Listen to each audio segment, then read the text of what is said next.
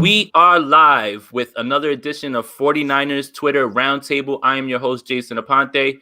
My esteemed panel that we have here again, Mr. Eric Crocker, Akash from Niners Nation, Grant Cohn from Sports Illustrated, Al Sacco from 49ers Web Zone, No Huddle Podcast, Vish Kumaran from Blake and Vish Sports, Rich Madrid from Niners Nation as well. We're waiting on Javi. Croc just jumped out, but I'm sure he'll be right back in. Guys, how's everybody doing today? Good, man. Good. Cool. This is awesome, man. This is, again, to be surrounded with you guys is always a cool thing. Al, this is the first time that you're on here. Really respect your work. Everybody here I learned from one way or another, and that's what's really cool about this. So look, might as well get started, okay? So let's start from the beginning. Biggest takeaway from Kyle Shanahan and John Lynch's presser.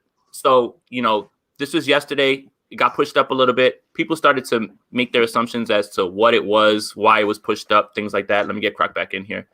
But what was maybe your biggest nugget, maybe your biggest takeaway from this? And we'll just go around. So I'll start with Akash. Yeah, so my biggest takeaway probably from their presser is that Kyle Shanahan is tired of being associated with like the Kirk Cousins type of quarterback. I forgot who asked, but someone asked him, hey, is like Kirk Cousins your like prototypical quarterback? Is that like what you look for? And he seemed very annoyed with the question. And I thought that was really interesting. And he hit the line like, hey, if you could draw it up, I want the biggest, fastest, strongest quarterback. Obviously someone that makes all the throws from the pocket. But that's sort of, you're looking for these elite physical traits is kind of what I took away. And that's not to say he thinks he could probably win with like a Kirk Cousins, a Jimmy Garoppolo, like that type of quarterback. Someone who doesn't have the elite physical traits, but is a good enough quarterback, a middling quarterback, right?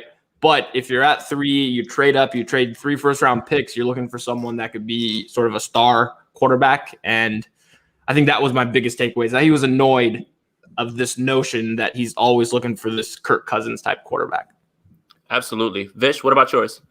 Yeah, so I also focused on the same line of that press conference, which is what Akash is talking about, that Kirk Cousins moment. But I had a slightly different takeaway. I looked at it as, for the first time, Kyle Shanahan gave you a real glimpse into how he feels about quarterbacks and what kind of quarterbacks he likes. And I feel like the thing that gets associated is that people think that he thinks Kirk Cousins the greatest quarterback ever. And what he told you is, no, like ideally you want to have Deshaun Watson or Patrick Mahomes or Aaron Rodgers, guys that win from the pocket first, and then when things break down can run around and make a bunch of ridiculously gifted plays because of their physical gifts. But what he's telling you is that he would rather have Kirk Cousins, a guy who wins from the pocket, than have a guy like Kyler Murray who doesn't consistently win from the pocket but can run around and give you those ad-lib plays, second and third reaction. And so that's where I think it's going to be interesting looking at this draft class, because I do think we're going to get into it, but I think there's a guy who does both. And so hopefully they'll draft him. But there's also a guy who does fit the Kirk Cousins style of mold that can win from the pocket. And so we'll see how it goes from there. Cool. Love it. Al? So the one thing that stuck out to me is Kyle said a couple times that he can't have what happened 2 out of the last 3 years. And obviously he's referring to Garoppolo getting hurt. He can't afford to have his quarterback not on the field. Now, Kyle Shanahan is the only coach in 49ers history to have 3 10-plus loss seasons. Why? Is he a bad coach? No. It's because his backup quarterback has played 23 of the last 48 games. It's that simple. His starting quarterback has not been able to stay on the field, and he knows something that a lot of us on this panel have been saying for a while. They need their starting quarterback to stay on the field. I think that's a big driving point in this, along with the performance. There's things that obviously you'd like to upgrade from Garoppolo, but the fact of the matter is that he hasn't stayed on the field, and 2 of the last 3 seasons have been lost. Absolutely lost seasons. And look, you can't have that happen anymore. How many years can you have 10 losses? It's been 5 out of the last 6 years for this team. And the Super Bowl definitely, bought them some leeway because that was a great season. But you have to have someone behind center consistently. You got to get that franchise guy, and they were aggressive in doing that. And I think they know who their guy is, and we'll get into that, like we said. But that was the big takeaway for me, is he needs that quarterback to be on the field, and Jimmy just hasn't been that guy. Absolutely. Grant? Yeah, I mean, clearly they have a guy in mind, but whoever that guy is, my takeaway was that they're not necessarily certain that he's going to be ready week 1 or even year 1. I mean, you look at the guys they're going to be choosing from: Zach Wilson, Mac Jones, Trey Lance, Justin Fields. None of them threw the ball 1,000 times in college. I mean, they might be guys who are really good year 2 or year 3, but could struggle year 1. Who knows? And I feel like the Niners are just protecting themselves for that possibility by keeping Jimmy Garoppolo. Who knows? Jimmy Garoppolo could beat out Justin Fields, Zach Wilson this year. That could happen. So I think that was my takeaway, that they feel like they kind of need Jimmy Garoppolo at least for a few more months until the kid proves himself. Absolutely. Rich? Everybody kind of touched on everything else. What I thought was interesting was that they confirmed that they were actually in on Stafford. And it appears that they've gone to plan C for their quarterback, because it sounded like they were in on Watson as well. So whatever, we don't need to get into that situation, but obviously they don't feel that there is anything there they can do about it. So they traded up. The other thing, my biggest takeaway was that we didn't really learn anything else that Kyle Shanahan and John Lynch haven't already said for the past, 5 months from middle of the season on to now. So I don't really – I listened to it yesterday. I just kind of rolled my eyes at a bunch of things. It's all stuff we've heard in the past. Shanahan said during the season that he – looks at these quarterbacks in the league and values them differently than he did 4 years ago. So he told you that after the Buffalo game, between weeks 14 and 15 or whatever, or 13 and 14, whenever it was, and they, I did kind of chuckle when Lynch said something about how we want to make this trade up, but we don't want to move on from, we don't want to say goodbye to Jimmy G, were his exact words. And it's like, why even say that at this point? Because you're going to eventually, whether it's draft day or before the draft or sometime before week 1. And I think the writing's on the walls for him. They didn't make a trade up to have a guy sit behind Jimmy Garoppolo for the next 4 seasons. So at some point they're going to be saying goodbye to him. And I just don't understand the need or the desire, other than to put it out there that, that you still think the guy has trade value in some way, but just to keep saying the same weird things over and over, just dispense with it, move on, do what you're going to do and find a trade partner and let it be. So just rip the Band-Aid off. Outside of that, I didn't think we learned anything new that we hadn't already heard. Right. Absolutely, Rich. Croc? Yeah, so a few things. I think the first thing is he confirmed what we all thought, and it was that the 49ers will definitely be drafting a quarterback, which, I mean, of course, you use that type of draft capital, you're moving up for a quarterback. The second thing was that they are 100% willing to trade Jimmy Garoppolo. Now, I think, like most of us, it's like, hey, if I can keep him and, at least use him, I don't have to rush a rookie in there right away, especially if he's not ready or whatnot, then, we can keep Jimmy Garoppolo. But for the right price, he can go right now. So I take that away. And then I think a couple more things. One, they went through all the scenarios just as we did. The same conversations that we were all having were like, okay, the 49ers could do this, the 49ers could do that. They were going through those same scenarios. Like, okay, we can get Stafford's off. Okay, let's look into Watson. Like, they went through all the same scenarios as us, and we're really going through them probably at the same time as us as everything was happening. And then my last takeaway is his ideal quarterback that he described is the ideal quarterback that anybody and everybody would want, right? Big, strong, fast, great from the pocket, big arm. Like, who wouldn't want that? So I didn't take anything really away from that. I think he said what a lot of us think. Well, okay. I think the only thing I'll take away from that is I think people think that he prefers the Kirk Cousins, the Garoppolo, the guy, and I don't think he prefers that. I think he just prefers somebody that's going to execute an offense, whatever offense he creates. So, I didn't take too much away from that either, other than the fact that everybody thinks they want to pigeonhole this type of quarterback to him, and he's like, no, like, I am open to different styles of quarterbacks as long as they still do some of the things that I want them to do. Absolutely. Javi, take us home. There's not much left for me to say except, I mean, I did say last time we got together that March 17th, the Niners will make a trade up to 3. I didn't say that just to say it. I said it because I heard it. It was off by 9 days, and the Niners were all in on Stafford. They were all in on Watson. They were looking to make a change. They did so. Everything we heard yesterday was exactly what I expected. They're going to give you half truths here and there. They're going to say, "Hey, we're open up for business," without actually saying we're open for business on Jimmy Garoppolo.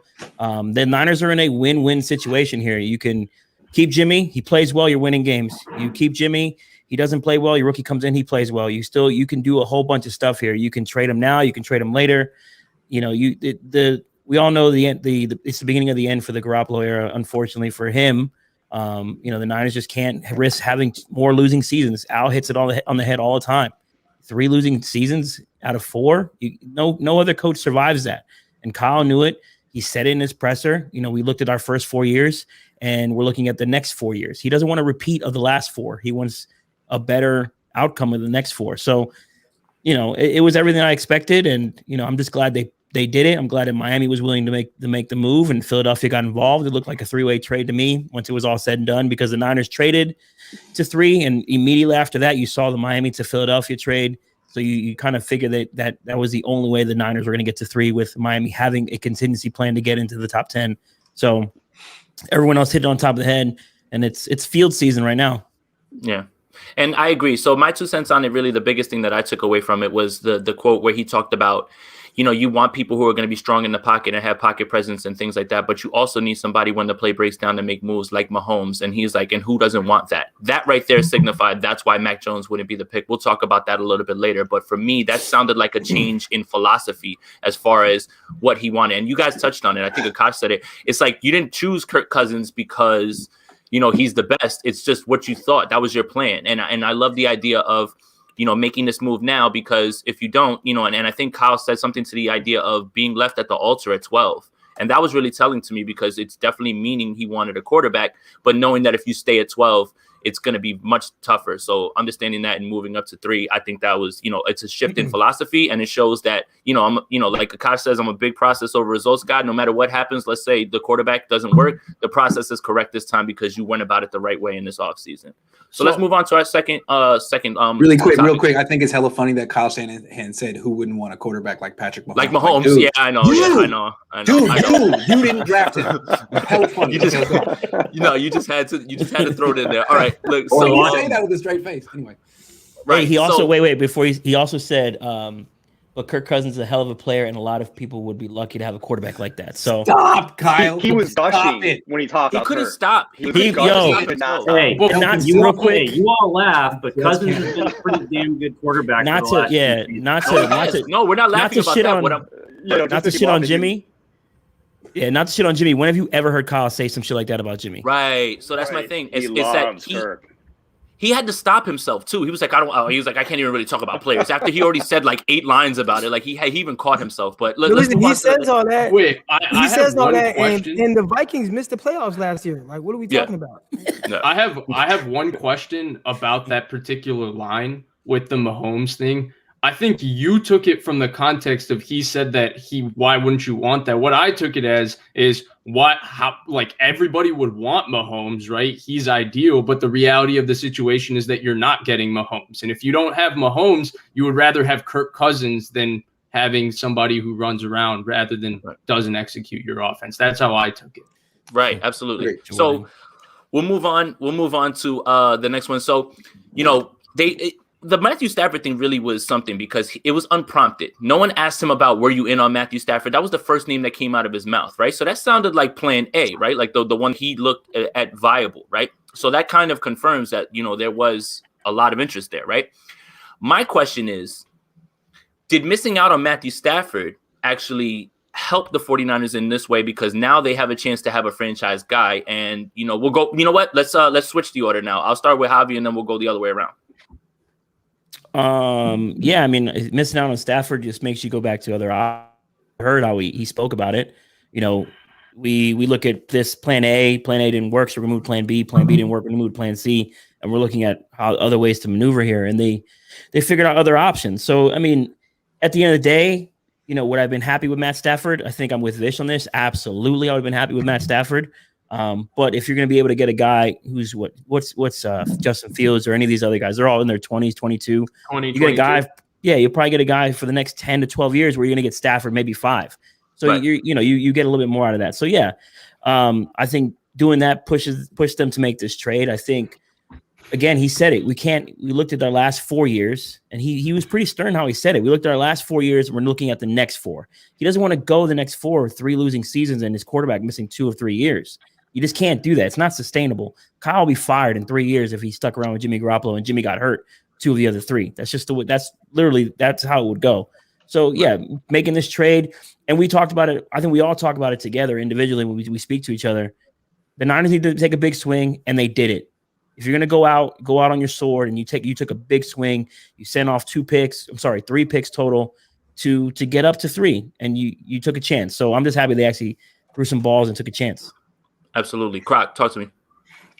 Yeah, it definitely prompted the trade, but I think it was a combination of not just Stafford, but Watson as well. Like he alluded to that, he was like, again, like we said earlier, where I said we were all just saying the same things, come up with the same scenarios. Stafford, he's available. Like, are they going to get him? Oh, dang, they don't. Watson, he's available. Are they going to do? Oh, okay, he's being weird. Right, okay. So now the only option is, okay, I got to trade up. Like, you know what I'm saying? I got to trade up and I got to make this happen. So I think it kind of happened in that order as we were kind of discussing all the moves. I don't think it was anything that was like, all right, this is, if we don't get Stafford, we're just moving up. Or like, I think it was just like, this is what we have to kind of do to make a change at the quarterback position. For sure. Rich. And I think they would much rather have Stafford. I think they would have rather had Stafford at a decent price than have to give up all that for the unknown with a rookie. For sure. Rich. Yeah, I still think it was their plan C at this point. I think they were probably a lot more in on Watson than we want to think. And then obviously, I already said it, but everything he's dealing with is kind of put that to the side for a lot of teams probably right now. So I don't think it would have taken what the Rams gave up, because the Rams had to obviously shed Goff's contract to get him. But I do think that it probably factored into it a little bit. I mean, they've been tied to at least quarterbacks this offseason so far, it seems like. So we know that they were looking for every possible avenue to move up in the draft or acquire a veteran of some type of, close to elite caliber. So that much was for certain. How, whether or not they said, well, in January we didn't get Stafford, so we're going to trade up. I mean, I don't think they knew that for sure, but they were trying, at least for the previous 8 weeks. So it probably factored into it somehow, but how much, I'm not sure. Right. Absolutely. Grant. I would think Watson led to this more than Stafford. Maybe they were involved in both, but it seems like maybe the fact that Watson was hanging out there made the Niners not pursue Stafford that aggressively. Like, why overpay for Stafford when if we lose out on that, we could go get Watson and he's even better. So it seemed like maybe Watson was plan A, and then once that fell apart, what are your alternatives? To me, this is a very aggressive trade for a quarterback that they don't know is going to be great. With Watson, he's great. With these guys, you think Fields will be great, or Wilson, or whoever, but you just don't really know. And so it's a very aggressive, like if it's plan C, then you could argue it's kind of a panicky move. It could work out. It's just interesting. Yeah. Al? Yeah, the worst kept secret. No, Croc, go ahead, bud. Yeah, were you going to say something, Croc? All right. I have a question real quick about that. So based on how he says he likes his quarterbacks and everything, if Watson was plan A, that kind of goes against everything that we've thought of him as like what he wants in his quarterback, because Watson isn't somebody that's going to hang in there and go. And he passed on Watson once. He already passed on Watson once. Yeah. But even what Watson is in the NFL, like with how good he is, it's not like he's not somebody, I'm just going to stand in here. He starts moving around and he's not going to execute. Obviously, he makes big plays, but I just find it like curious that he, like, for everybody saying like, oh, this is what he wants. But then it's like, nah, like we wanted Watson too, and Watson is more like some of the other guys that we think he doesn't care for. So that was it. I just had to say that. No, you're good. Yeah. I just, go ahead. the the worst kept secret in the NFL this year is that the Niners were looking at quarterbacks.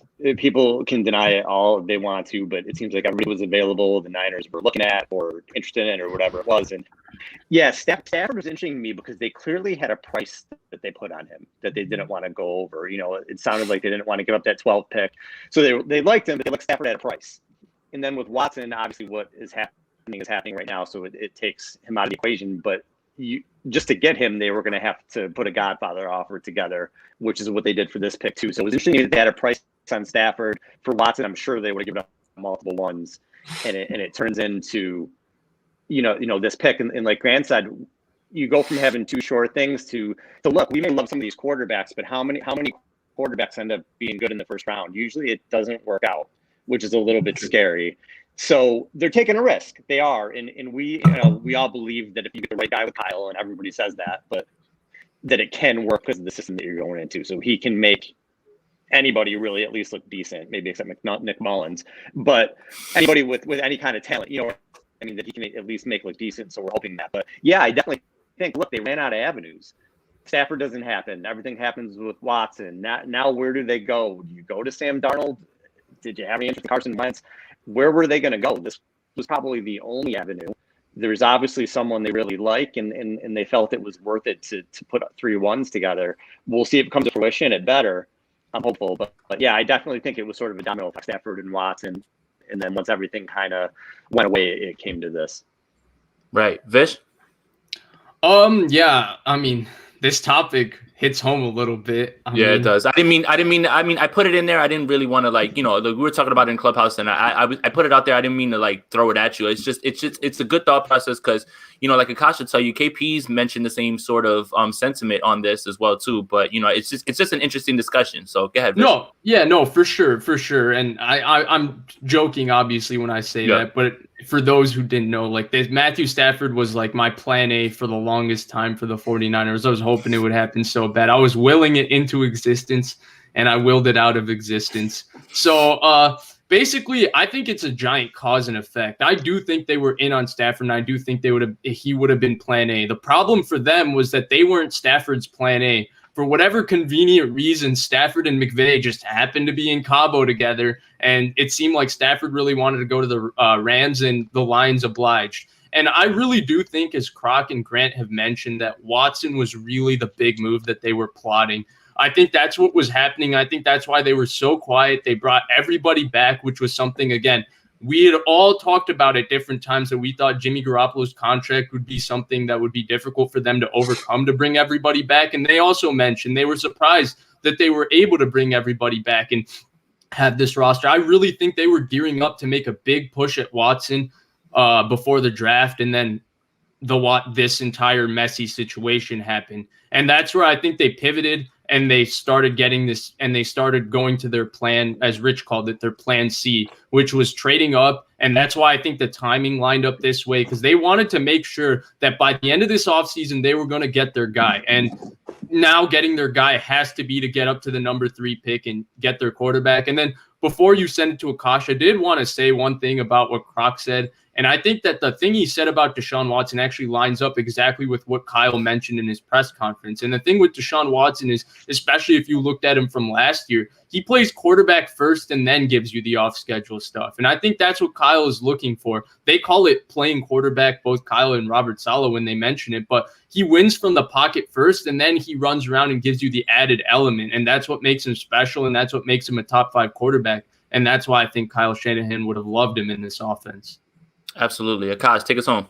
Yeah, so my angle on this is a little different. So who's Kyle Shanahan's contemporary that we constantly compare him to? It's Sean McVay. Right. And I think all of us would rather have Kyle Shanahan than Sean McVay. But Sean McVay's record in the first 4 seasons has been better than what Kyle Shanahan has put out, right? They've made the playoffs three times. They've been to a Super Bowl. They've hosted a playoff game. They won a playoff game this past year. And Kyle Shanahan's had 3 losing seasons.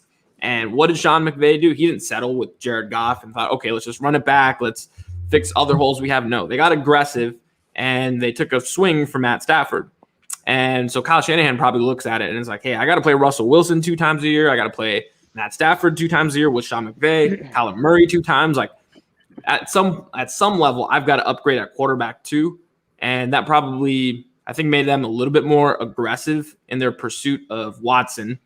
But obviously, with everything going on off the field with Deshaun Watson, that could extend past the NFL draft. And I think the 49ers couldn't risk waiting till the summer or whenever this Watson stuff sorts itself out to make that move. So they had to go ahead and trade up to pick 3 for a rookie quarterback. And obviously, there's risk involved with it. There's no sure thing in the NFL draft. Any of these guys, as much as we like them, could definitely fail.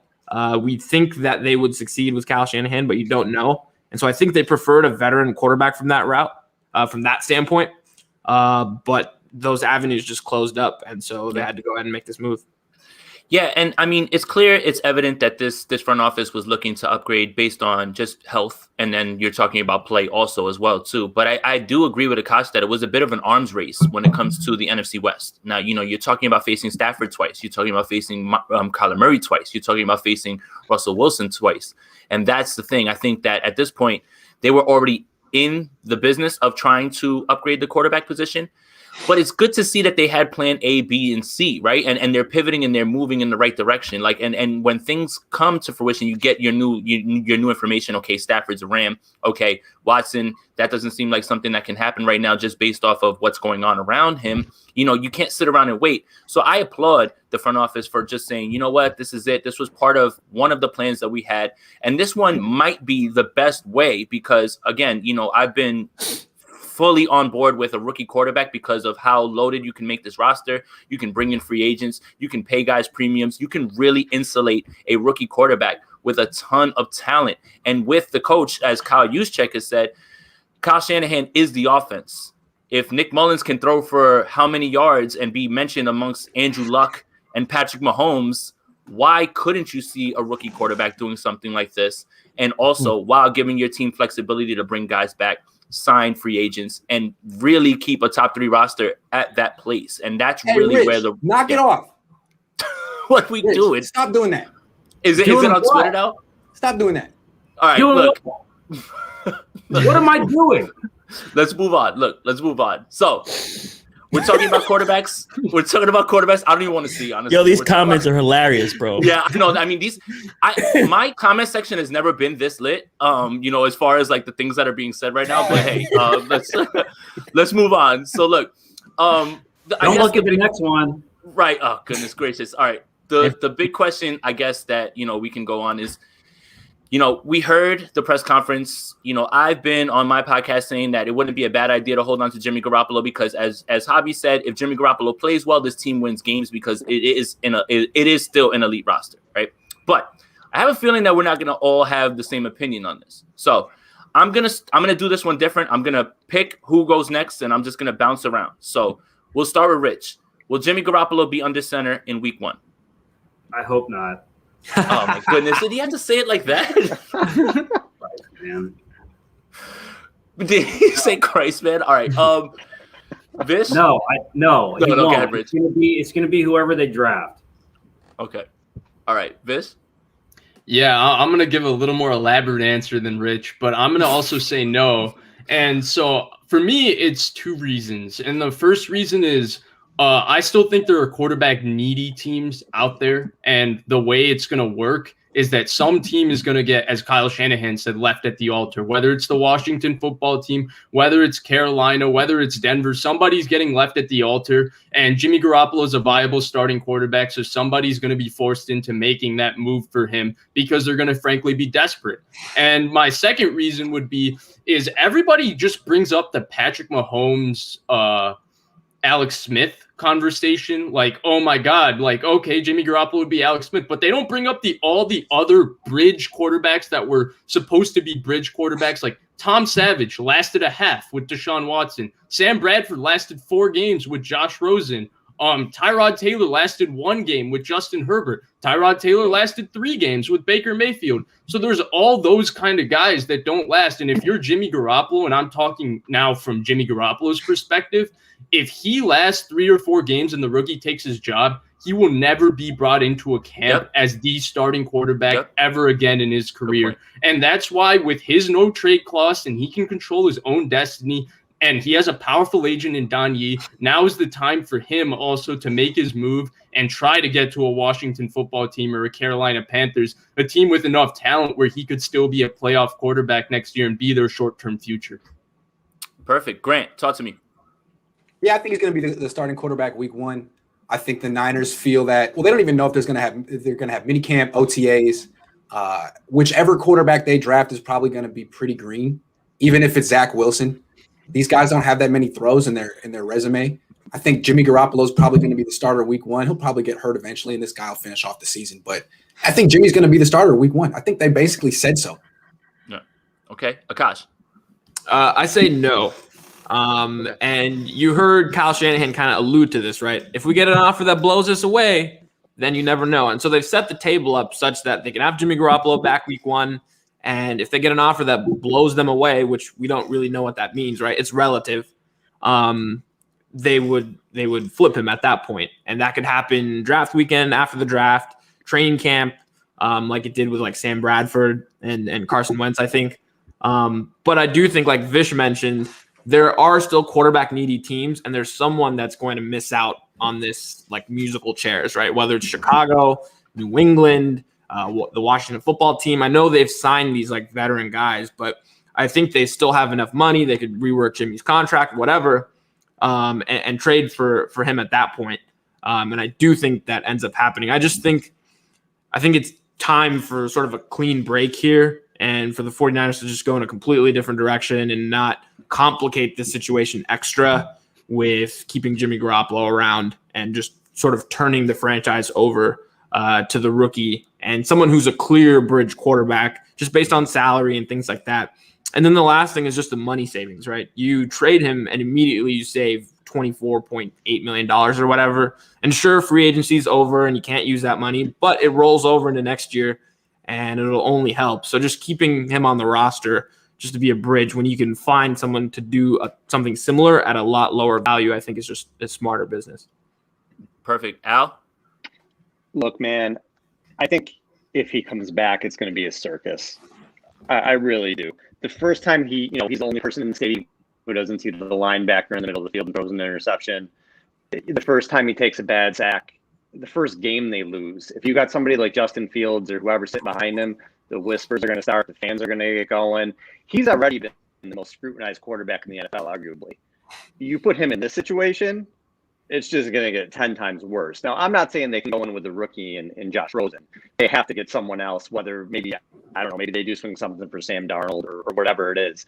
They do have to get someone else to be a bridge, maybe start the season if this rookie's not ready. But I just think if you bring Garoppolo back with somebody like Justin Fields or whoever behind him, it's just going to be an absolute circus. And the other thing is, despite what Kyle says, I don't think Kyle has any faith in Jimmy. I don't. And you look at what happened in the playoffs. Listen, Garoppolo in the playoffs, we saw the turnovers that he did have. The ones he didn't, he had a 10% adjusted interception percentage in the playoffs. Adjusted interception percentage counts for balls that should have been picked off or off receivers' hands or whatever. So that's really bad. And you could say what you want to in the playoffs when Garoppolo almost threw that third pick against Minnesota, he took the ball out of his hands. Against Green Bay, he almost threw an interception driving down the field in the first quarter. Kyle took the ball out of his hands. And we know what happened at the end of the Super Bowl. I don't think Kyle has that much faith in him. I think Kyle, with his offense, knows if he gets somebody like Sam Darnold in there, he can do what Jimmy does. Listen, in 2019, the Niners were 29th in attempts. They're not throwing the ball a ton. Kyle just needs somebody in there who can kind of run his offense. So that's what I think. I feel if they could find someone to do that and avoid the circus of bringing Garoppolo back, they'll do that. Now, if there aren't no answers, like I said, it's not smart to go in with a rookie and Josh Rosen. We'll see.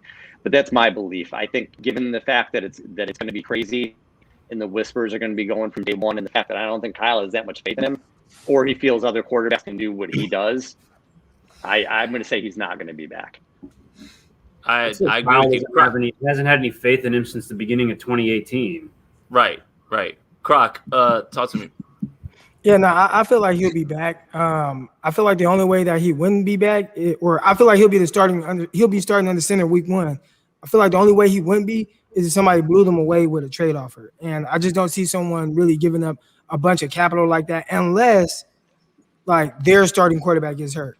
Like, the teams that are like really in need of a quarterback at this moment, or at least like thinking about it in the draft, right? Say like a team that, oh man, I would love Fields or Lance or, all these other guys is like, maybe the Panthers or the Broncos, one of those teams would take a risk on them or whatever. Maybe the Patriots or whatever, even though they have Cam Newton.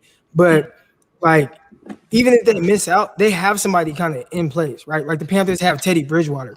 Like, is Jimmy Garoppolo better than Teddy Bridgewater? I'm not saying that Jimmy isn't, but it's not that much better, even if he is. You know what I'm saying? Same with Drew Lock. I'd rather go with Drew Lock and see what he has than give up second-round pick or first-round pick or whatever for Jimmy Garoppolo. So I just don't think that they'll get the trade capital that they want. So I just assume he'll be the starter unless one of these guys gets hurt. Then it's like, well, we know Jimmy's available and we'll trade for him. So I think that's the only way he's not starting week 1. Absolutely. Hobby, take us home. I think the rookie's under center week 1. I think the rookie could beat out Jimmy Garoppolo in camp, and then you start figuring out. We run into like a Russell Wilson situation back in 2012 where the rookie just outplays him all the way through. I always ask this question: what does one of these rookies do that Jimmy Garoppolo can't? What does one of these rookies do or can't do that Jimmy Garoppolo does? So I fully expect one of the top 3 guys that they're going to be selecting to be just as good. I don't think the drop off is there with a rookie. People talk about the mental processing and learning this offense. Have we watched the 49ers the last 3 years? They're not doing anything super difficult. It's a bunch of push passes to increase their, completion percentage. You got a bunch of jet sweeps and shit like that. So, I fully expect the rookie to be under center. And I could see, just to go with Vicious' point, do we really expect Jimmy Garoppolo to mentor a guy? I don't. What is he going to teach him? And I'm not trying to diss Jimmy Garoppolo, but he knows he's a short timer there. Not everyone is Alex Smith. Alex Smith has done this twice. He helped mentor Kaepernick and he helped mentor Mahomes. You're asking Jimmy Garoppolo to go he was the guy that's supposed to push Tom Brady. He didn't push him enough because Brady didn't care. And now he's supposed to be the guy to mentor the young kid who's going to replace him. Like if you were all in on your quarterback, you don't spend what you spent to do that with a 29-year-old quarterback on your roster who's making $27 million. So no, I think Jimmy Garoppolo is gone before week 1. I think they bring in a guy like Gardner Minshew, or maybe Kyle does something like he did in Washington, take 2 quarterbacks in the same draft. Maybe he does that. And that's, maybe he takes Kellen Mond in like the 6th round where he belongs, something like that. Did you just say 6th round? I just said that. I only did it for Grant. I was going to say Grant, a retort with a 6th round draft capital. I'm his agent. I take that very personally. Sly. Yo, this chat is wild, bro. I'm not even looking anymore, man. I can't hold it in. Oh, you guys are really giving it to me pretty hard today. I'm not looking. Honestly, I'm just trying to stay focused. So, all right. Let's talk about what happened today. My favorite comment was why'd they put all the white guys in the middle?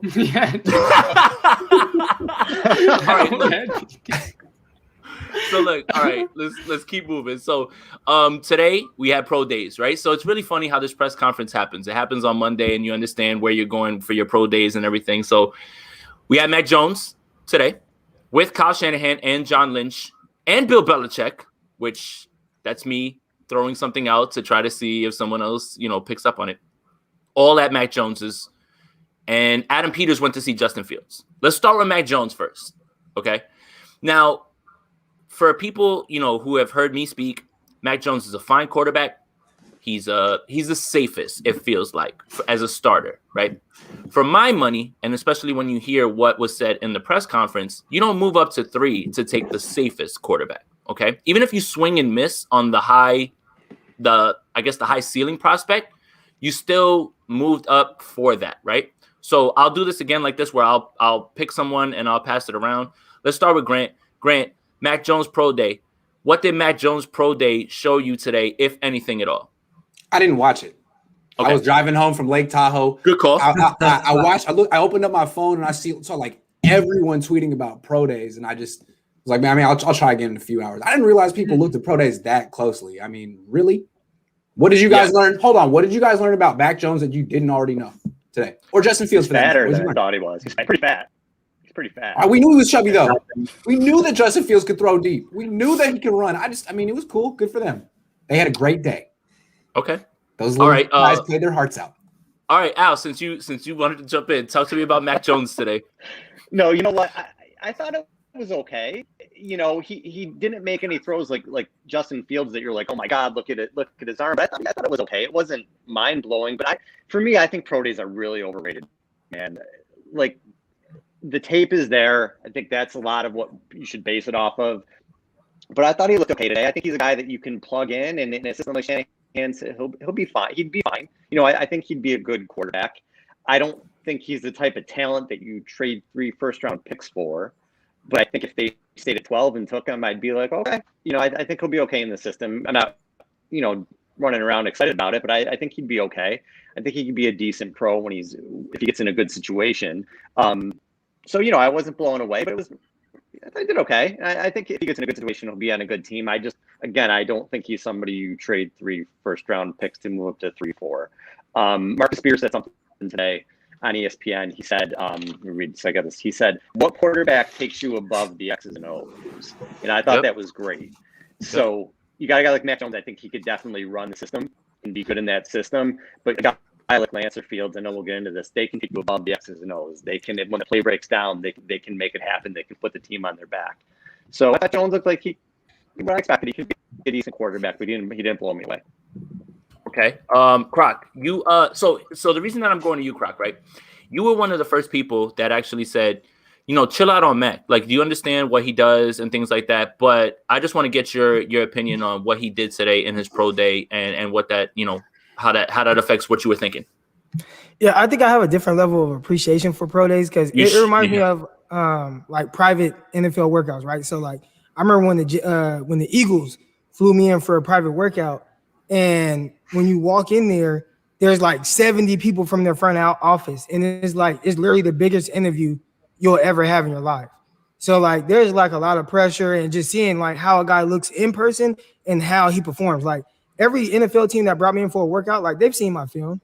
They've seen all that, but it's like, no, like we want to see him in person. We want to see how he looks, how he conducts himself. Can he handle this type of pressure? And when you watch Mac Jones come out, he was a little all over the place, right? He's kind of throwing balls too far and everything. But I think eventually he kind of settled down and looked more like what we expected, like what we've seen on film. Like, you know, just kind of looking at Mac Jones and kind of who he is, I thought he was Mac Jones. I mean, he was Mac Jones. Like, he's not gonna blow you away or anything. Like, there was nothing that I saw that was like, oh man, like I gotta have this guy. But he was someone who just looked like, yeah, like, you know, he could be solid. Like, he could be solid. And that was kind of how I took. You still kind of want to get certain vibes off of it. Just watching like the quarterback's mannerisms, watching how they kind of handle themselves in an environment that is controlled but not really controlled. Like their swagger about themselves and everything. And I thought he was fine. Yeah. Okay. Let's see. Who am I going with next? Rich, you like Mac Jones? You don't think it's a terrible idea, Mac Jones at 3? Talk to me. Well, at pick 3, it's a little much for me. I mean, I tweeted this earlier. I thought, you know, I don't understand all the Mac Jones hate that he gets from 49ers fans. I mean, yeah, okay, he looks, you know, like Jimmy Garoppolo sometimes, but I actually think he's an upgrade over Garoppolo. Why? Forget it. Feels great, baby. Yeah. I actually think he's an upgrade over Garoppolo. I think he does a lot of the things well that Garoppolo doesn't do. You know, he knows where to go with the football. And that's the biggest thing in Shanahan's offense that's lacking right now from the quarterback is they just don't know where to go with it, whether it's Garoppolo, Mullins, or Beathard. You know, not everyone has Nick Mullins' brain. And, you know, if they had a quarterback with CJ's arm, Mullins' brain, and Garoppolo's quick release, it'd be unstoppable, but they don't. So he gets a little too much hate from 49ers fans that, you know, even like Jimmy Garoppolo and don't want them to move on. So I really don't understand it. I'm with Croc on this one. We were both kind of on that train back in maybe early October, probably, or September at some point. But at pick 3, I don't think they should go that route. I would have been fine trading to pick 10 or pick 9 or whatever to get him. Or you probably could have even gotten him at 12. But you don't know that though. Right. You know, it's not guaranteed. Like if that is the guy that they want, like you just don't know. Right. So they put themselves in a position to where they control their own destiny with if he is an option for them. Yeah, that's so true. There's obviously a lot of quarterback needy teams right now that are looking at these guys a little bit closer than we think probably. So trading up to 3 was probably, in my own opinion, is to get Fields. I mean, if they take Jones, I'm not going to hate it. I'm not going to clown the pick because I like Mac Jones. I think he's a great quarterback for this class. And in the right situation, he's going to be just fine, because he does the things you want to see a quarterback do that Garoppolo doesn't do. So would it be the pick that I would make? No, I would go Fields or even probably Lance before I would go Jones, even though I have Jones as the 3rd-ranked quarterback in the class. I don't think at pick 3 that he should be the guy. I think Kyle needs to get the guy that's going to challenge and threaten defenses a little bit more than somebody like Mac Jones would.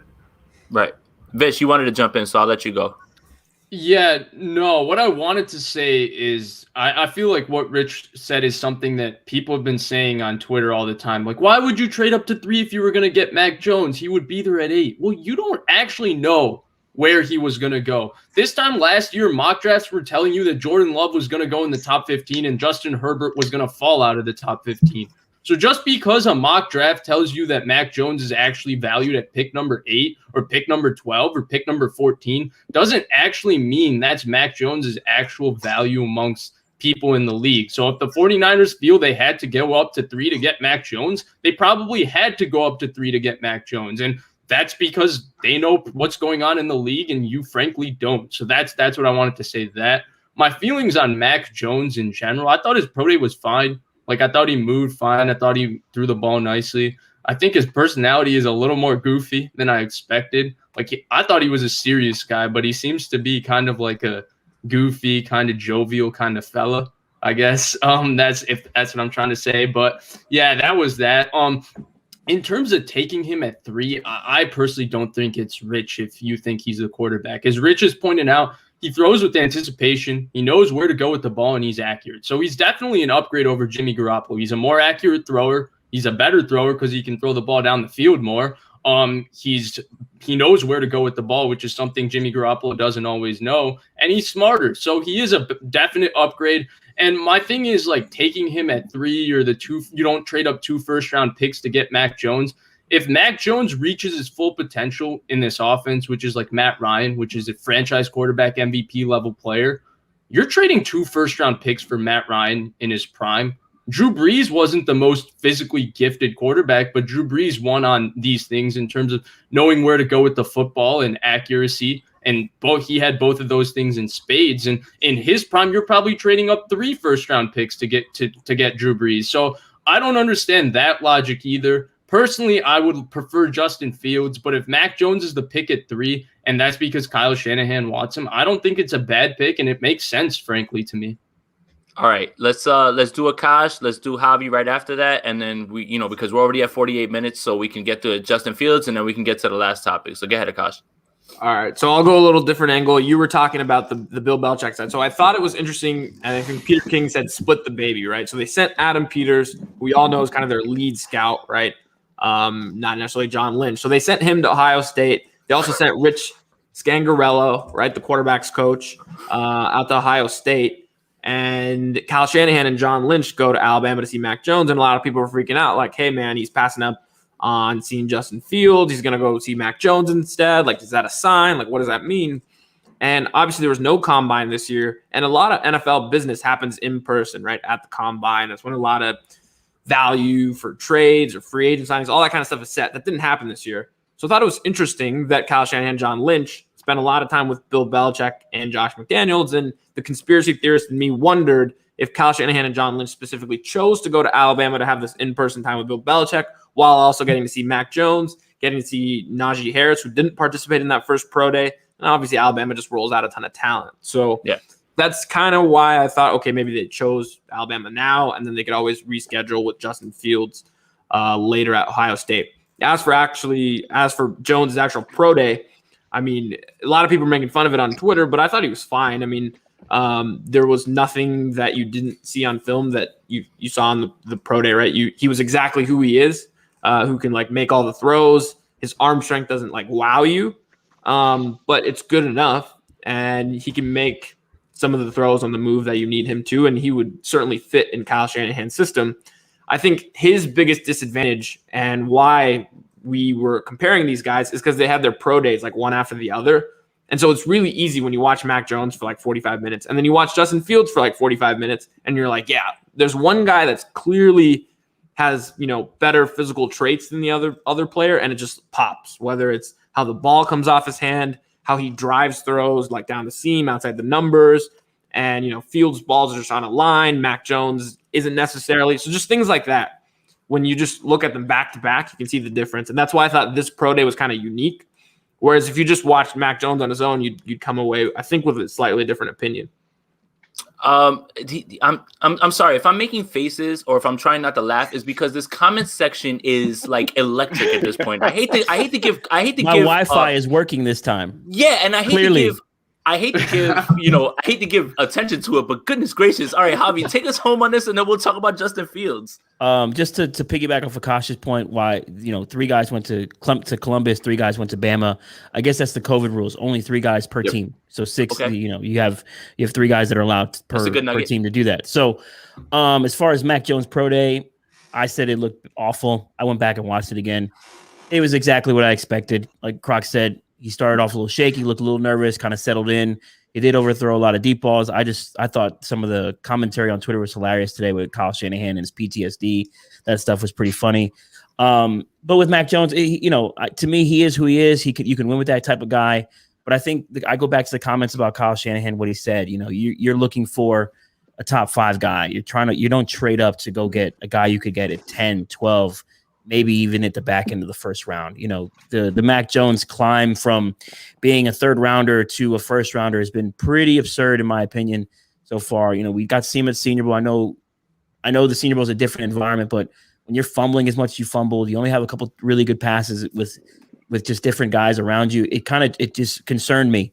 And then today again with the pro day, to me, it's not an exciting pick. And if the Niners are going to go, if the Kyle Shanahan era ends because of Mac Jones, that's just to me, that's just not the way it should end, because they went with this somewhat safe pick with a guy who I don't think is going to be that much better than Jimmy Garoppolo. For that matter, just stick with Jimmy Garoppolo. Why would you even go trade all that to do that? You can just build around Jimmy. It looked the same. It looked inconsistent. He had some nice throws. He did a few nice things. The tape was much better than his pro days. Right. And then, so this is how I'll bring it home. I had always wondered, because, we were lucky enough to be in Mobile for the Senior Bowl. We were actually able to have eyes on Mac Jones. I never understood the narrative of, oh my God, Mac Jones impressed at the Senior Bowl. That is not what was happening. That was not the buzz when we were out there. That was not anything that anybody was ever saying. They continued to show that one throw on a loop, and they presented it to you guys and didn't show you all the other plays where he looked either off or just didn't look like he knew what he was doing. Like, there was like 3 straight plays, Javi, right, where he fumbled every single time that he got the ball. And you know what? Croc kind of changed my mind when we talked about Senior Bowl, right? Because it is true. You're being placed in a spot where it's a bunch of coordinators that you don't know, a bunch of players that don't know you, and you're just trying to acclimate yourself. But what I felt when I watched is I was like, man, this guy's regular. Like, he just was not doing anything that was really impressive. So for people to just effuse all this praise on him was confusing to me, because I had seen him with my eyes. And then when I saw him with my eyes, I went and I put on the tape and I saw it again. And I was like, what is everybody talking about? And to kind of put a bow on it real quick before we get to Justin Fields is, we had people in Mobile that told us right before, the day before the Senior Bowl, he's not playing tomorrow. His stock doesn't want to drop any further. And we went to the stadium thinking that guy's an idiot. He doesn't know what he's talking about. He didn't play in Alabama, and it was under the guise of an injured ankle. So, I mean, it's just weird how the media portrays something, pushes your narrative for whoever it is, when in reality, that's not what I felt. I'm not a master quarterback evaluator. But I know what I saw. And if I didn't see something good, I'm not going to go ahead and just act like I saw something good. Like, it's what I saw, but it's not what I'm talking about. It was just weird, the narrative that came out of the Senior Bowl when we were like, we were there. He wasn't all that. He really wasn't. I mean, and to be fair, nobody was. But let's move on. Justin Fields. Kellen Mond looked good in the Senior Bowl. No, he looked good in the third quarter. You know it, Javi. Stop it. I know. The first quarter, it was so quiet in that stadium that every time Kellen Mond missed a throw, you could hear people. Oh man, that was awful. Like I can hear them from the other side of the stadium say things like that because it was that empty. Justin Fields today, he ran a 4.3, 4.38 today. 4.38 officially. 4.3, and he stumbled. Okay, I don't. Speed for a quarterback, fine, cool. And to Grant's point, we knew we could throw it. We knew he could sling it. We knew all those things. What I walked away impressed with today was his confidence, the way that he looks like he can, put a chokehold on the room where people will follow him. He looked calm under pressure. When he talked after with NFL Network, I forget who it was, everything was cool, like he's been there before. So let's, I'll pass it around real quick. We'll try to keep our thoughts quick because we're getting close to an hour, and I want to get one last topic in. So, Rich, what did you see from Justin Fields today? And what did that, did it change your thought process on him at all? No, I've been on Justin Fields for a while, especially after the season ended. I think he's my second-ranked quarterback in the class behind Trevor Lawrence, who I don't really consider an option for the 49ers anyways. So watching his pro day, I mean, I didn't really take anything away from it that I didn't already know. And same goes for Mac Jones in that regard. They're not like – I think they're just for, players to meet other coaches and things like that and showcase a little bit of what they can do. But for people like us looking in from the outside, it's not going to really tell us a whole lot that we didn't already know. Outside of that, I thought – he sounded confident when he was talking to NFL Network. I thought he was fine in that regard. I like his a little bit of cockiness, saying that he thinks he's the best quarterback in the draft. And then, his tidbit about training with Zach Wilson was interesting. I didn't know they were doing that. Mm-hmm. But that's cool because both of them are regarded as top 3 quarterbacks right now. So they need that competition, and it's only going to make these guys better for whatever teams they go to, and having to deal with all that stuff. So, no big changes for me. He's still my number 3 pick for the 49ers. Okay. Grant. Okay. My takeaway from his, well, no, I saw the throw he made. It was a great throw. Okay. Everyone makes that throw. You have to make that throw in 2021 or else you're not a top 5 pick. He did it during the season several times in 2019. Well, that's great. I mean, I'm sold now because he's going to throw that pass maybe 4 times next year, and it's going to make the difference for whatever team he goes to. That rolling left air throw. yards, baby. 65 yeah, baby. Air yards. No, my takeaway is that his stock, I mean, maybe it happens every time, but Mac Jones' stock seems to be kind of down right now, and Justin Fields' stock seems to be really high. Rich said it that he's the number 2 quarterback on his board. Is it possible that he's not the number 2 quarterback on the Jets board? And is it possible that the Niners are going to get freaking Zach Wilson? I think a lot of people are saying, is it going to be Justin Fields? Is it going to be Mac Jones? I think it's going to be Zach Wilson. I think they heard something from the Jets that caused them to pull the trigger on the trade like an hour later. And if it was, we don't like Zach Wilson, we're not going to take him, then that might have been it. But yeah, Justin Fields. My question with Justin Fields is the time it takes from him to get from A to B. And there's a lot of excuses as to why sometimes it takes long. I'd like to know more about that. And you weren't going to find out in the pro day. I mean, he looks really good throwing a ball and running. But the decision-making, I guess that's the question, and you were never going to find out today. Okay. Croc, Justin Fields. Yeah, I mean, I think when you look at both pro days back to back, it just proves a point where there's no way that these 2 guys should be mentioned in the same conversation of if I'm choosing between this guy and this guy, why are you even mentioning this other guy? He doesn't possess the same type of talent, upside, skills, or ability. So in my opinion, I said this before the Clemson game. This was after Northwestern, after Indiana. And I said there is no quarterback in this class that's more talented than Justin Fields. And I tweeted out, and people, I got a lot of backlash from that, but I meant from an ability standpoint. There's nobody. Then he was on the same field as Trevor Lawrence, and he dominated. Now, again, I don't want to just look at it because one team just might be better than the other team or whatever. So but just in the sense of looking like they belong, he made Trevor Lawrence look like an afterthought. You know what I'm saying? In a sense of damn, this dude just took over the game.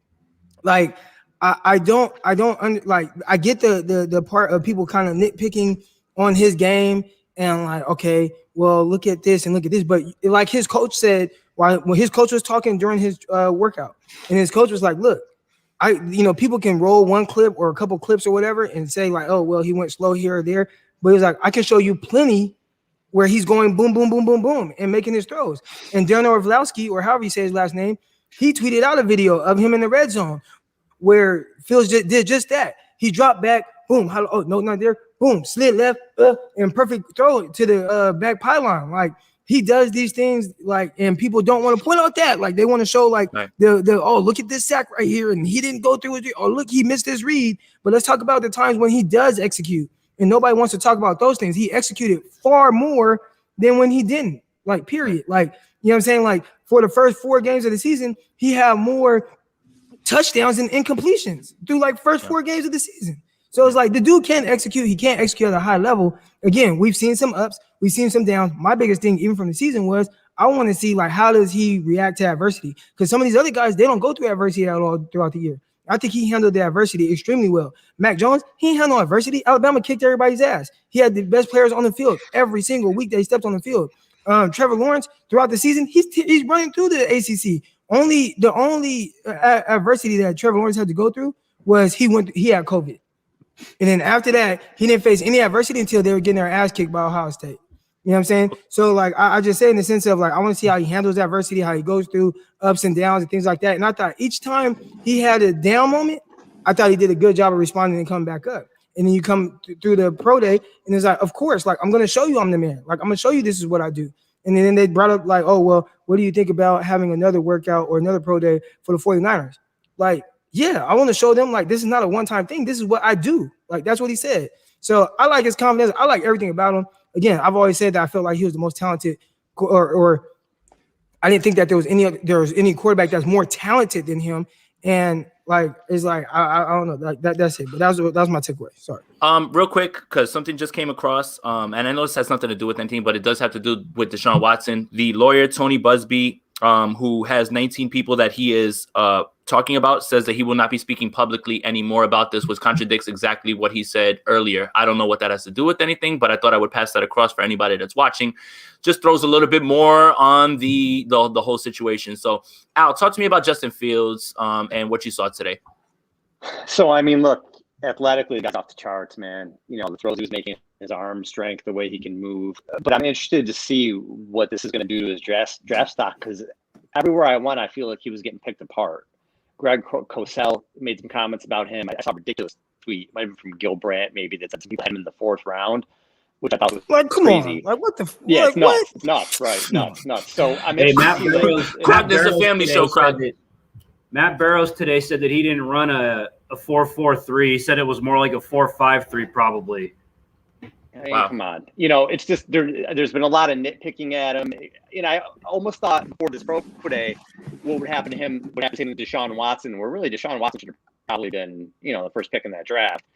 And that people found things wrong with him, and he fell. And I feel like the same thing's was happening in the field. Maybe after today it won't. So I'm interested to see if that kind of shoots a stock up. And again, maybe do the Jets really like him? You know, we'll see. But listen, man, he checks all the boxes. He really does, and he's played against, you know, some of the top competition, and he can make all the throws, he can make all the plays. And again, we always talk about Kyle Shanahan, right? If he's going with somebody who can coach him up, they can do a lot worse, man. He looked really good to me today, and he's one of the guys I'm really excited about.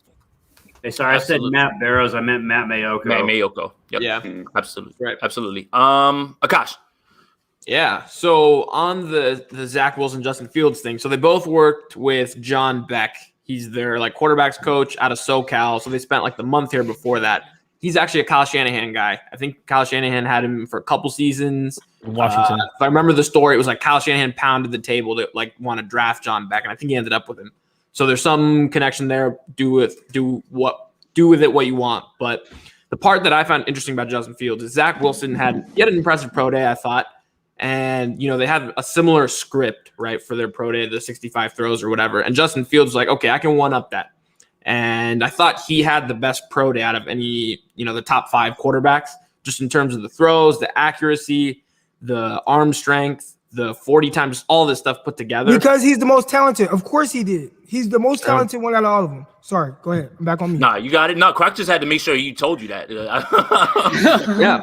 So, and to Croc's earlier point, when you just watch Mac Jones and then immediately go watch Justin Fields, you're like, why would I want like the first guy when the second guy's doing this? And I get it's just a pro day, he's in shorts. Like there's a ton of other factors that go into it. But just from a pure talent standpoint, like Justin Fields is making throws that Mac Jones can't dream of making, right? Or some of these other quarterbacks in this class. So I thought that was just really, really impressive from Fields. And it was nothing that you don't see on tape. There's, like Rich mentioned, there's a bunch of throws that were similar to the script today that you see with pressure, with defenders, and not only like completing these balls, but putting them in the right spots on the right shoulder, away from defenders and things like that. So, nothing we didn't expect out of Justin Fields. Absolutely. I will go Vish, and then I'll let Hobby, take us home after that. Yeah, I thought his pro day is what pro days are all about. Like, I actually am a fan of pro days just because I think it's like an athletic spectacle and it's good to watch. And Justin Fields put on an athletic showcase. Like, that's what you're here to see. And the other thing I liked is I talked about how with Mac Jones, I found him to be a little more free living than I expected. And from what he shows, like his personality is a little more like he's jumping around and talking. Justin Fields was exactly what I expected. Confident, quiet, poised, just a competitor. And I like to see that. A couple of things I did notice is that one, by working with John Beck, if you noticed in his shotgun stance, he went right foot forward, which is something different from what he did at Ohio State, and that's something Zach Wilson does. So I don't know if John Beck coaches it that way. I don't know how much of a difference it actually makes, but I actually did notice that. And then the other thing is, if you remember, like a lot of the mechanical complaints with Justin Fields are with his base when he throws the ball, and people often say he takes an extra like hitch or he takes an extra step or he oversteps when he throws it. But the cool thing today was every single throw, or at least I know Rich is shaking his head. This is what people say. I'm not a quarterback mechanics expert, so I'm just saying this is what people say, and I read it. Chris Sims is the one that says he has like the really narrow base. Never seen it once. I read it somewhere else too. It's beyond what Sims said, but the point is, the cool thing is for even Chris Sims is they ran at him every time he threw today. Like literally every throw was with John Beck or whoever was running the pro day, like literally a foot away from him. And he made every throw with absolute ease. And I thought he put on a show. It was great to watch. I'm excited. I hope Justin Fields is the 49ers quarterback next year. Absolutely. Hobby, take us home. Same thing. This is exactly what I expected out of Fields. I mean, the 65-yard throw was kind of like, that Antonio and Banderas gift, just like, oh, there it is. Same thing with Zach Wilson, though. So, to touch on Grant's point, are we sure the Jets don't take Justin Fields and the Niners end up with Zach Wilson? I'm all in for that too. I couldn't complain about that. That's not a complaint. You'd be upgrading anyways. But Justin Fields is probably the most talented quarterback of this class. He showed it again today. He's been showing it the last 2 years at Ohio State. I'm a Penn State fan. I've seen this guy tear up Penn State for the last 2 years. It is what it is with him. And I always go back to the QB collective. That is Rich Quanon, or how you ever pronounce it.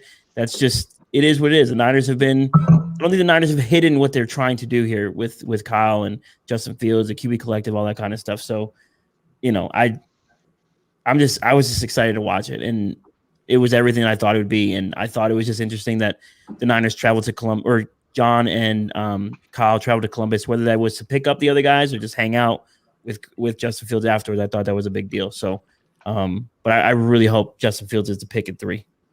Absolutely. And, I was impressed, like I said, more with his demeanor, more with, because he started slowly and then he didn't start slowly. It's just some of the throws weren't where I thought they would be. And then all of a sudden he just heated up.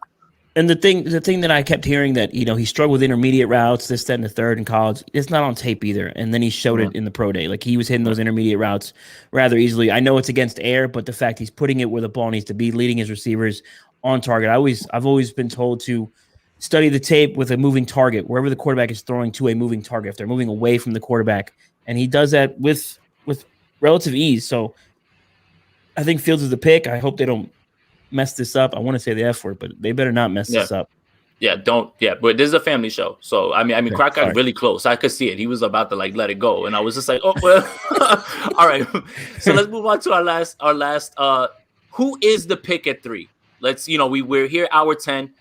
Let's just say March 30th, 10:11 p.m. on my side, 7. Where a lot of people are watching. We'll just go around. We'll start with Akash. Who is the pick at 3? It's Justin Fields. And so I think why the Niners traded up to number 3, they know who's going number 1. I think we all do, is Trevor Lawrence. And I think they know who's going number 2, and I think that's Zach Wilson. I heard that Zach Wilson's dad spent a lot of time with Robert Saleh and Mike LaFleur and Joe Douglas at the BYU Pro Day. I heard they were standing together for a large majority of time talking. And I think that seems to be the buzz around the league that Zach Wilson is going to be going number 2, which leaves some combination of, Mac Jones, Justin Fields, and Trey Lance. I'm not in the camp of I'm okay with either Fields or Lance. I think there's a clear division between those two guys, and I know who I'd want on my team, and that's Justin Fields. And, let's go through all the different traits, right? Arm strength. I think Justin Fields has a top 2 arm in this class. Maybe Lance has a pure, stronger arm, but top 2 for sure. Accuracy. I think Justin Fields is the most accurate quarterback in this class. Ian Wharton and some other guys have done some charting. And even if you just watch on film, and we're not talking like completion percentage, we're talking about like accuracy, placing the ball in the right spots, on the right shoulder, leading your receiver away from defenders, like this, the whole deal. And, like Kyle Shanahan said, can he win from the pocket? And I think that's what makes Justin Fields so impressive, is that he's truly a pocket quarterback. I think one of his bigger flaws is that sometimes he stays in the pocket a little bit too long, and he trusts his strong arm, his accuracy, almost to a fault. When sometimes it's like, hey, use your 4.4 speed and, make a play with your legs, which I think is something that can be coached into him. So just given all that, I would just go Justin Fields over these other guys. And like Croc said now, and that, probably the most talented guy in this class. I think he's closer to Trevor Lawrence than he is to the other, 3 guys. And if he's there at 3, I think it's a slam dunk. I just don't get why, the national media doesn't see the fit with Kyle Shanahan. I don't know if it's because he just doesn't, run the same type of concepts or just what it is. They seem to not connect the dots there. And then the second thing, why they just critique him so much. And they critique the Northwestern game and the Indiana game, but they don't do the same with the other quarterbacks who've, had some duds as well. So he seems to be the most critiqued quarterback for some reason. And like I think Croc mentioned, toughness is another, Kyle Shanahan trait. Played, in the championship game, broken ribs. Semifinal game, took a bunch of shots, came back through touchdowns. Same thing in the Michigan game. I think he had his knee sprained, came back through a touchdown. So that's a big thing. You just put all these traits together, and I think if Kyle Shanahan brought up, he would take Justin Fields. Absolutely. Vish, where you at? Yeah, so the last time I did this, I always talk about speaking things into existence. And I was able to speak one out of existence because I think I said I wanted Justin Fields, but I'm going to say Sam Darnold. Well, now I'm going to tell you that I want Justin Fields. Akash outlined the reasons. He's tough as hell. He's durable. He's smart. He's accurate. He's everything you look for in a quarterback. And you add to the fact that he has incredible physical gifts. So I really want Justin Fields, but I'm gonna speak out of existence and say I think it's gonna end up being Mac Jones. Where there's smoke, there's fire, and there's too many people predicting Mac Jones, and boy, that's worrying me. So for the sake of hopefully I spoke Matthew Stafford unfortunately out of existence. Fortunately, I spoke Sam Darnold out of existence. Let's hope that I speak Mac Jones out of existence, and it is Justin Fields. Okay, Vish. I like the reverse psychology, move, right? You understand your power. Al, talk to me. This is deep stuff, Jason. Yeah. Al, what's up, buddy? All right, so I'm gonna try to be a little bit different, and I'm gonna go with somebody we haven't talked about. I'm gonna say Trey Lance. And I love Justin Fields just like you guys, but with Lance, Kyle Shanahan loved Josh Allen coming out. He said that, and we saw what Josh Allen did to the Niners on Monday Night Football. And we saw how Shanahan kind of, at least publicly, changed his tune after that game in terms of maybe what he's looking for a quarterback. And I think Lance reminds me of Allen. He can do a lot of the same things. He's probably got to get a little bit more accurate. But to me, his ceiling is just unlimited. He's young. He's a guy that Shanahan can mold. I don't know that he'd be ready week 1. He may be a guy that's better off starting on the bench. and sitting for a year or whatever. I just look at him when I watched his pro day too. We talked about Fields. I thought the same thing when I watched Lance. I was like, oh my God, look at this guy. Look at what this guy can do physically. And if you just get someone like him and you put him behind center and you could teach him how to play in your system. And what did he throw? 1 interception or something in a full season? It was something ridiculous. Like it was that, right? 0, actually. I think he set the record for. Yeah, he set the record for no interceptions with passes. The year that he played in 2019, if I'm not mistaken. Okay. I know it was not against SEC teams. It was against right. But whatever. He still went out there and did it. And I just think the ceiling is crazy high, and nobody's really talking about that. So I'll be different, and I'm going to go Lance. That's a good pick. Grant, where we at? I said it earlier. I think Zach Wilson's going to fall to them. I think that's the big surprise that's going to happen. I mean, all you guys are saying it basically. I mean, all I'm hearing on this show is that Justin Fields is the best quarterback in the draft, and he's going to fall to the Niners at 3. Well, all right. Well, I don't think he's the best. I just think that we pushed Trevor Lawrence out of our mind because we know he's not there. So I think it's just really about where we land. And I think that the consensus of us is that Zach Wilson goes at 2. But go ahead. I'm sorry, Grant. But I heard most talented thrown around a lot, and I think a lot of people think he's up there. So I really wouldn't be surprised if the Jets just took him outright at 2 and Zach Wilson fell to the Niners at 3. I keep coming back to the timing of the trade. It happened the day the Niners were at the BYU Pro Day. Does that mean that they found out the Jets are definitely taking Wilson or they're definitely not taking Wilson? I guess you can make an argument one way or another, but I feel like they found something out. And I'm just guessing that we're going to be surprised that Wilson's going to be there at 3. Sorry to jump in, but I think the Niners knew they were making the trade before the BYU Pro Day because they sent John Lynch, right? Kyle Shanahan talked about not wanting to give stuff away. So they knew that trade was going to happen at some point, and hence John Lynch was there. So I don't think the timing necessarily that he was at the BYU Pro Day and that trade happened has necessarily to do anything with it. Okay. I like it. Good points. Rich. I said Fields last time, and I'm going to stick with Fields this time. Although I'd be fine with one of Lawrence, Fields, Lance, or Wilson. I don't want Mac anywhere near this team. As much as I have him ranked number 3 on my board, I'm done with that. I want to watch some fun football again from this team. With Wilson, I mean, I'm not as hyped on him as a lot of people are, but I wouldn't hate it if he fell to them at 3. I just think he doesn't do some things as well as Fields does. So that's why I'm sticking with Fields. And honestly, I said this on Twitter earlier today too. If Lance was available and it was between Lance and Wilson, I'd probably go with Trey Lance, just because he's got the higher upside. So and it's not like because I don't hate Wilson or anything. I'm not as hyped on him as a lot of people are. So I'm sticking with Fields. It's going to be Fields, and I'm going to leave it at that. Yeah, absolutely. Croc, who's the pick at 3? Hold on, I'm gonna let Javi go first. Javi, go ahead. All right, Javi, who's the pick at 3? Just go off. Go off, Javi. The pick at 3 is Justin Fields. I have some really good blue checkmark information in my phone that Zach Wilson has a house in New York and New Jersey right now. So Zach Wilson is probably going to be number 2. So I'm going to go with Justin Fields at 3. And I think, Jason, you've seen this message. Rich, You've seen this message. Vish, Akash have seen this message. And you guys can confirm this is a big person in the industry. So Zach Wilson at 2 seems like a lock. So I'm going with Justin Fields at 3. I said it back on the last time we talked about it. So it's I'm going with Justin Fields at 3. One more thing that we found out actually in the chat. It was thrown in the chat, and then we had to confirm. Mike Shanahan was in attendance at Justin Fields' Pro Day. Now, take from that what you will, but I think that means a little bit more than just, hey, Mike's there with. If Mike's there, that's a really good sign for me, in my eyes. Croc, who's the pick at 3? Go. Before you go, Croc, if you don't mind if I jump in, Grant, if you remember Chris Bucco from who the guy was willing to bet you $5,000. Well, I check your DMs if he DM'd you, because that dude is. Did he DM you? Yes, and he's swinging legit with some blue check mark information. Okay. Croc at 3.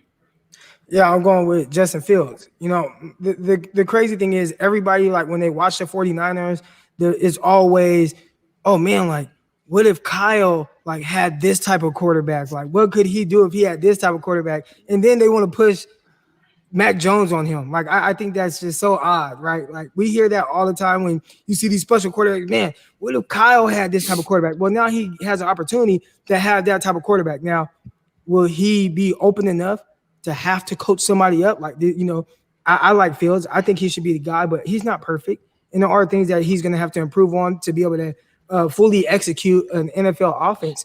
But my thing is, like, you got to swing big sometimes. And, nothing is guaranteed. You can draft Mac Jones. It's still not guaranteed that he's going to be good. You believe he'll be solid, right? I think he'll be a solid NFL starter, but there's no guarantee. Same thing with Justin Fields. The only difference is the upside is substantially higher. Like, it's way higher.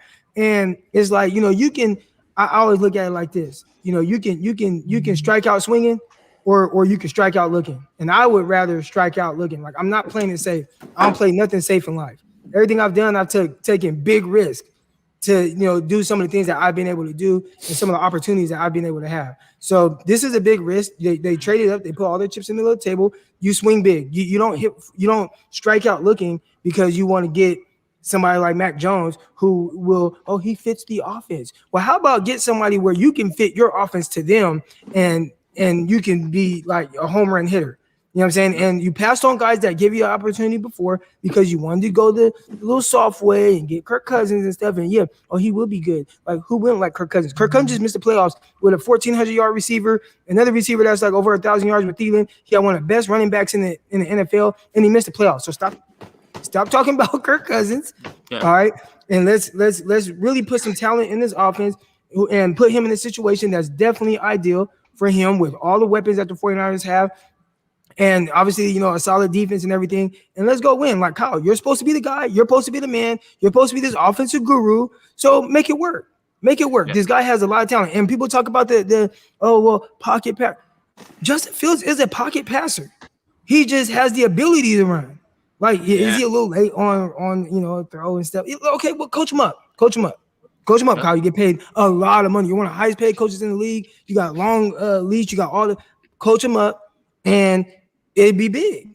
But you can't I want to trade. I'd rather trade 5 first-round picks for Deshaun Watson and all this. And Kyle, just develop a guy. Like, just work with him. And you'll be fine. Guys, I gotta go. UCLA's in the Elite Eight. I really love you guys. Thanks for having me on the show. We're good. It doesn't happen very often. I'll see you guys. Go ahead, Grant. Enjoy, buddy. All right. So, that's the end of the show anyway. Spitting. Yeah, that was the end of the show anyway, honestly. And yes, I agree. I think that it's going to be Justin Fields with the pick as well. Just too much to ignore. Again, and I think just the way the board falls, I really still believe that Zach Wilson is going to be the number 2 pick, so it will be Justin Fields. Guys, we're almost in here for an hour and a half. I want to thank you guys. I know you're all busy. And like I said, pulling this panel together with people who I all learn from. We all talk, outside of Twitter and things like that. I really appreciate you guys giving me your time. Real quick, we'll go around one more time. Just tell everybody what you're working on and where they can find you. We'll start with Akash and just go around real quick, and then we can get out of here. Yeah. So obviously I'm at Niners Nation. I do the Channel Plan podcast with Cal Posey. So go subscribe to the Niners Nation podcast network. We've got a bunch of different guys, and we've got 5 different podcasts during the week. So go check that out. Absolutely. Vish. Yeah, I have a YouTube channel with my buddy Blake. Subscribe to it at Blake and Vish Sports. And yeah. Al. I'm too lazy to write anything anymore, but still do the podcast, No Huddle Podcast, 49ers Web Zone, Spotify, iTunes, anywhere you find podcasts, and Twitter at LSACO49. Absolutely. Rich. Niners Nation with Akash, KP, and a bunch of other guys. I do a bunch of film stuff. I'm working on an offensive line piece on Alex Mack and a few of the other upgrades they need to make. Hopefully going to have that out in the next week or two. And then usually during the season, I'm writing at Football Zebras about the rules, everybody's least favorite topic probably. But it's a big platform over there, so I like doing that. It's a different side of the game. You don't really get to see that much. So that's where you can find that stuff. Other than that, I'm just, shit posting on Twitter. Excuse me. Nah, you're good. You're good. Croc, what's up, man? Tell everybody. I want to know, like somebody said that I'm biased. Like, how am I biased with anything? I feel like you're not. This comment section has been just pay no mind to it, dude. Like the things that have been said, we've done a great job of just continuing forward and just trekking along. But anyways, We're talking on a 49ers centric show. I mean, of course, we're biased.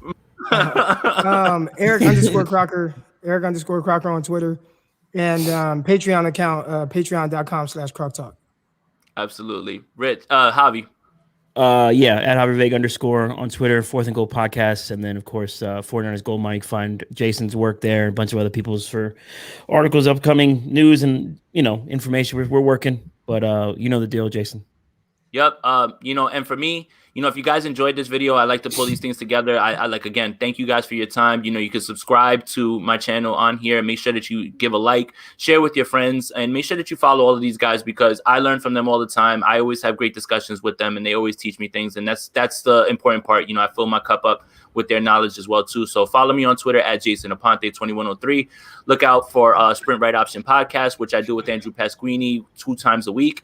And yeah, I mean, thank you guys for tuning in. This was a blast. Again, thank you guys for joining. I appreciate it. And, as always, go Niners. Go UCLA Bruins. Go UCLA.